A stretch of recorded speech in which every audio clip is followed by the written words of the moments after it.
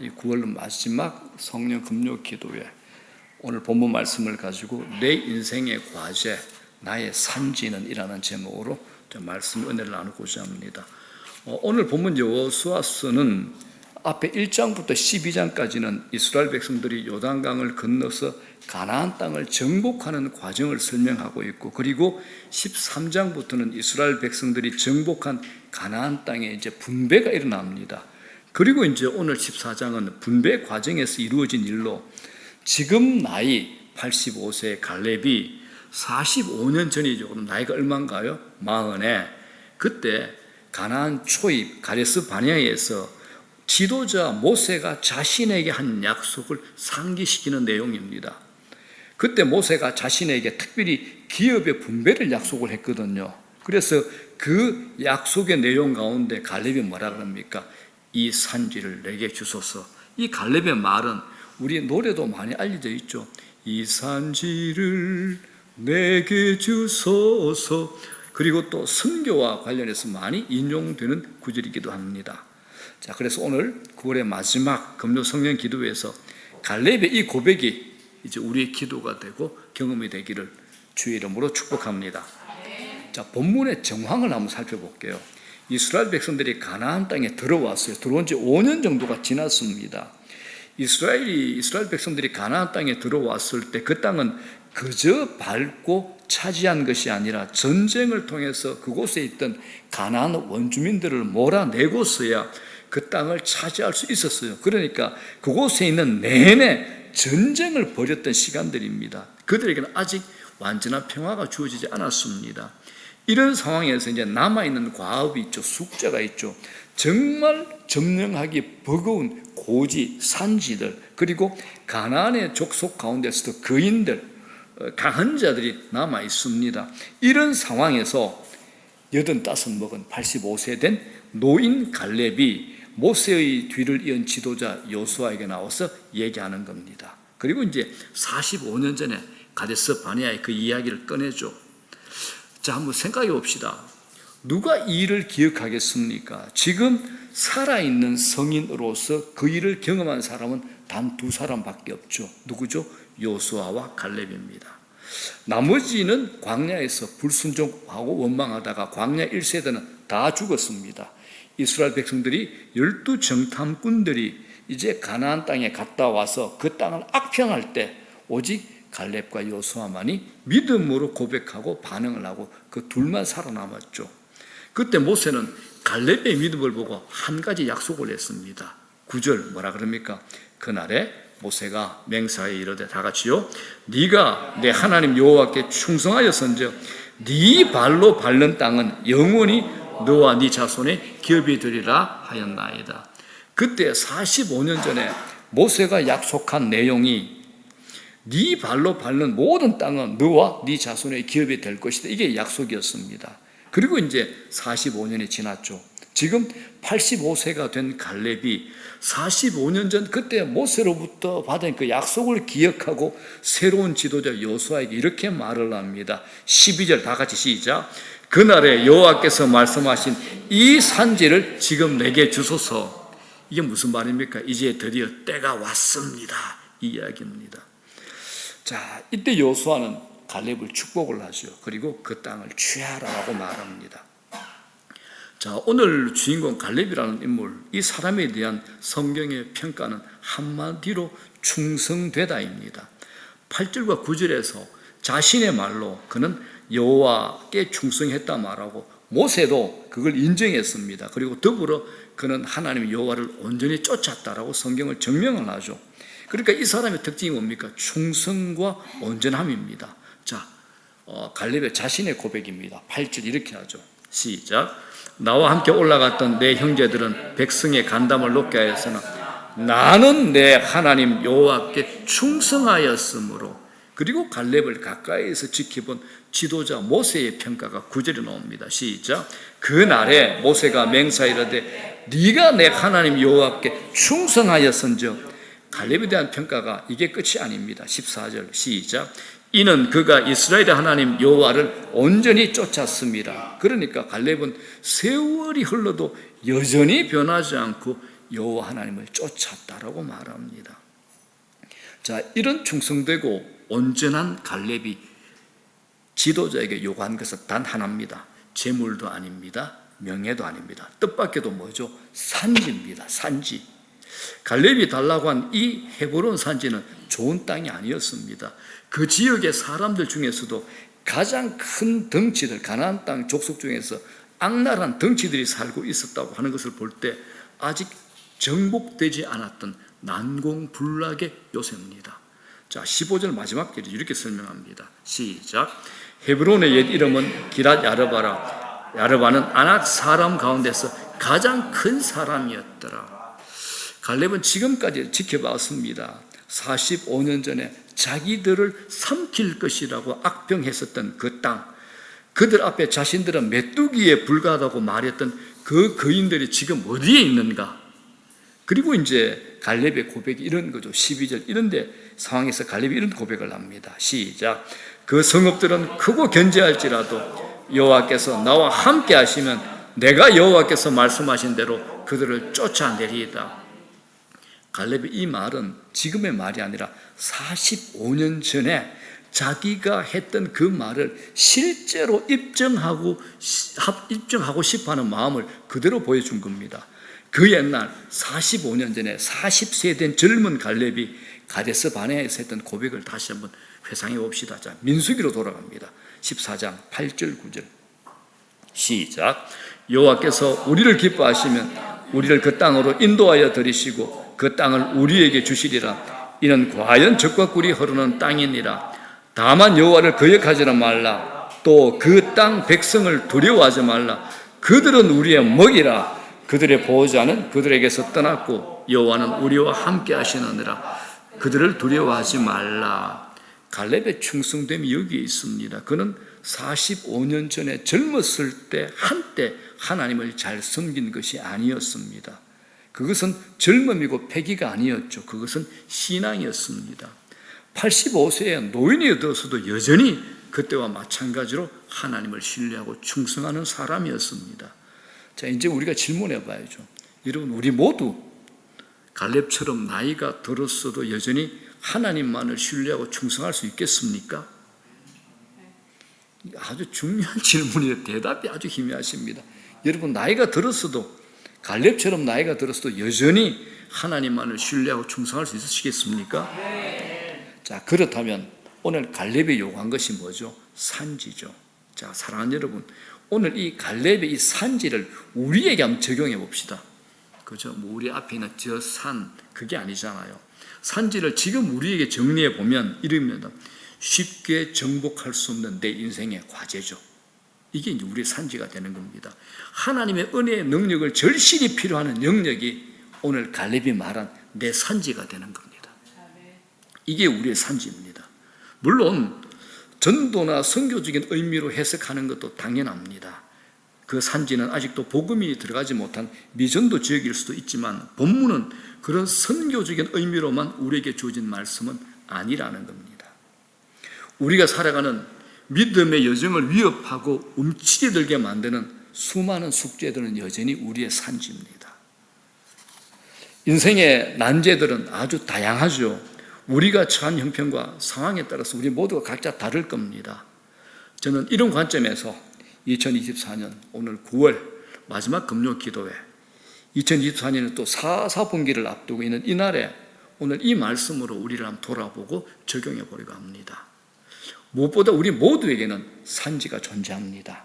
산지가 없는 인생은 아무도 없습니다. 그러나 우리를 하나님 앞에 엎드리게 하고 무릎 꿇게 하는 산지는 본질상 재앙이 아니라 평안을 주고자 하시는 하나님의 선하신 뜻 안에 있는 겁니다.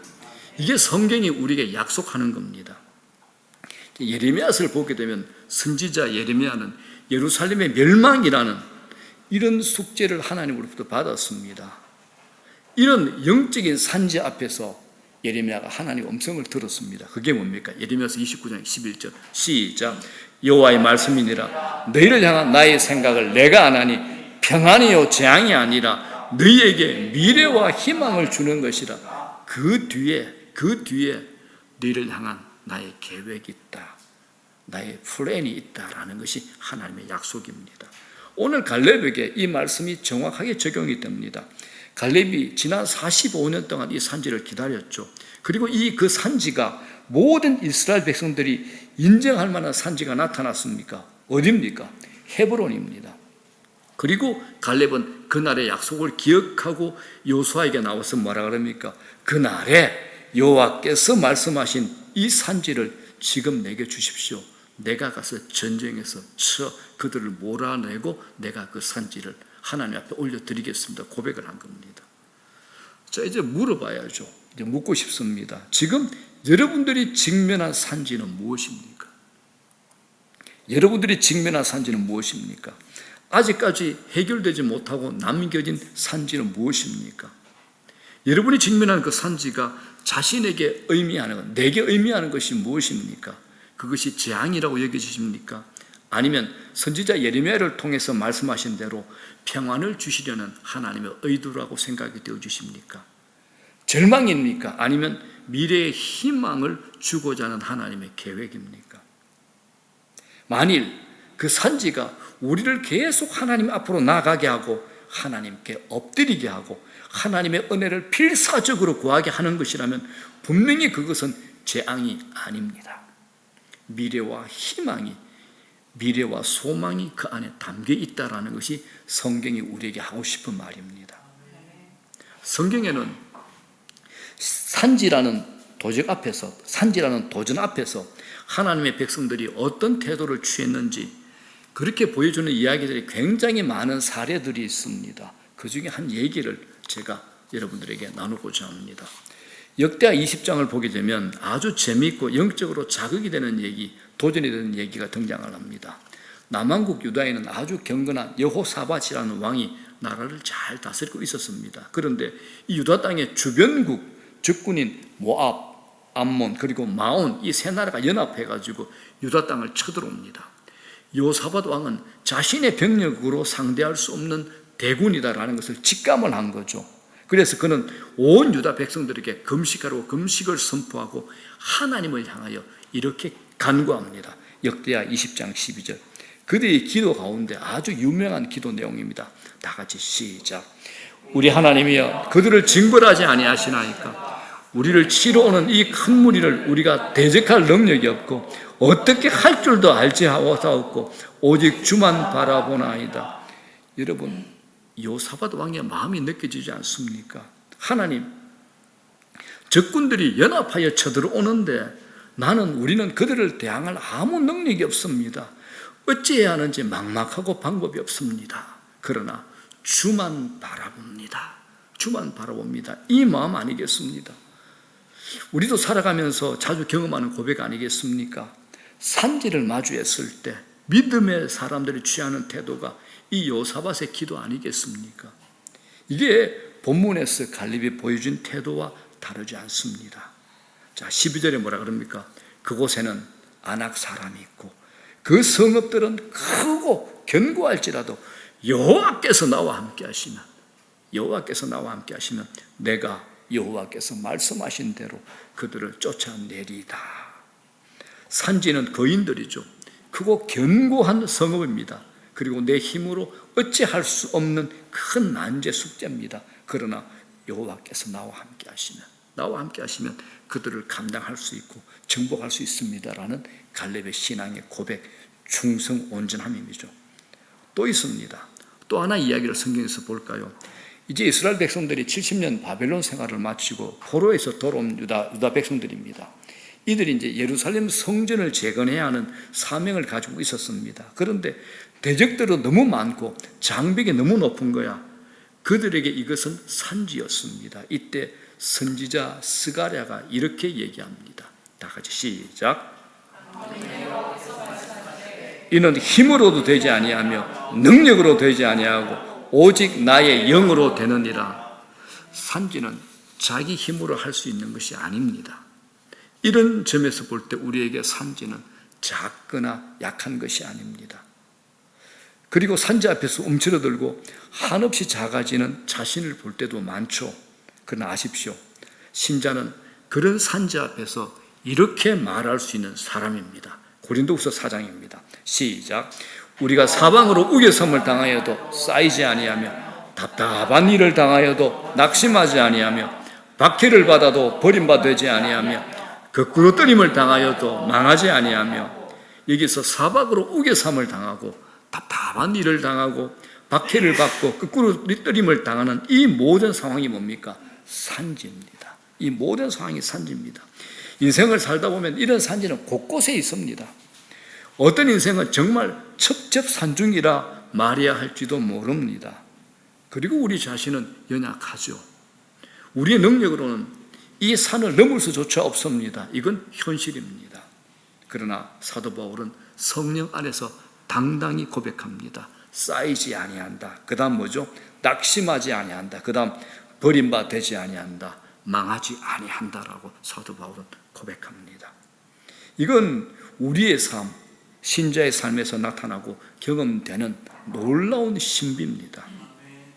이런 방식으로 하나님께서는 우리가 질그릇뿐임을 알게 하시고 심히 큰 능력은 하나님께 있고 우리에게 있지 않다는 것을 알게 하십니다. 우리 찬양 있죠? 약할 때 강함 대신에 한번 찬양합시다.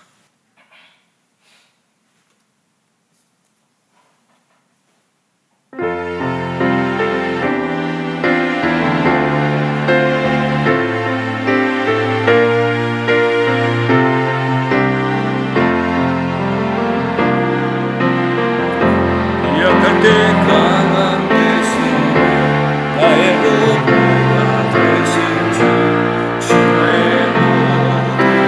모든 것, 주 안에 있는 것 나는 포기할 수 없네. 주 나의 모든 것. 약할 때 강함 대신에, 약할 때 강함 대신에